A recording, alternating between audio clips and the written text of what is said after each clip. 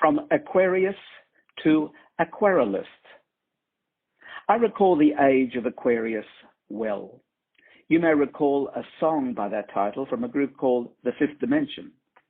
I was 22 years of age, back in 1969, when the song was first released, and I always associated with the feel of those years, a period of youthful idealism, sometimes practiced to the excess, but always imbued with hopes and aspirations for a more meaningful and profound life on Earth. Yes, it included protest movements, experimentation with psychedelic drugs, and the famous denunciation of any god over the age of 30, hallmarks of what became known as the counterculture movement.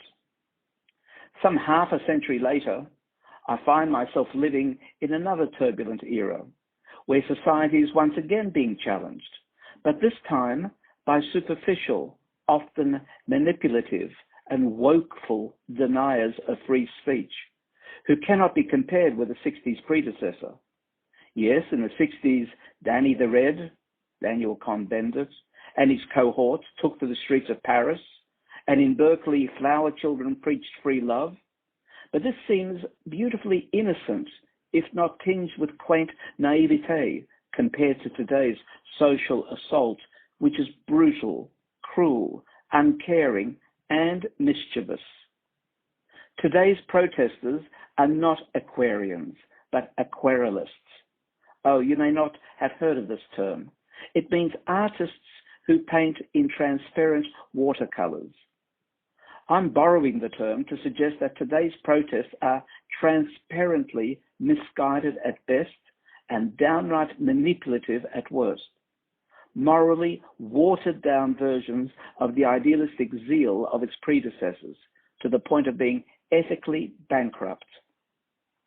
These transparently facile latter-day movements practice intersectionism, meaning intersecting with each other, supporting each other, irrespective of merit or cause or firm base.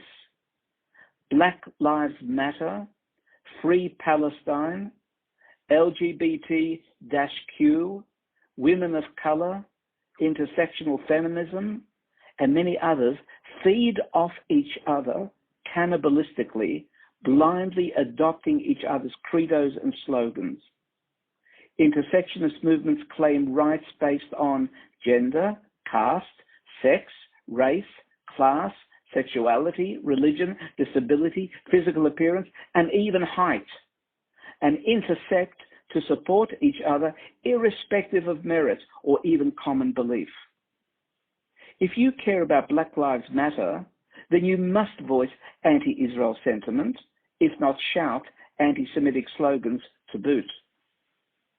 I much prefer the age of Aquarius to the current fake Aquarellists, but we must take life as we find it, and therefore it is imperative that we summons up the courage to critique falsifications, shoddy reasoning, sensationalist and opportunistic journalism, and stand our ground against superficial and sloppy social causes that are foisted on a silent majority by a manipulative but social savvy tiny minority.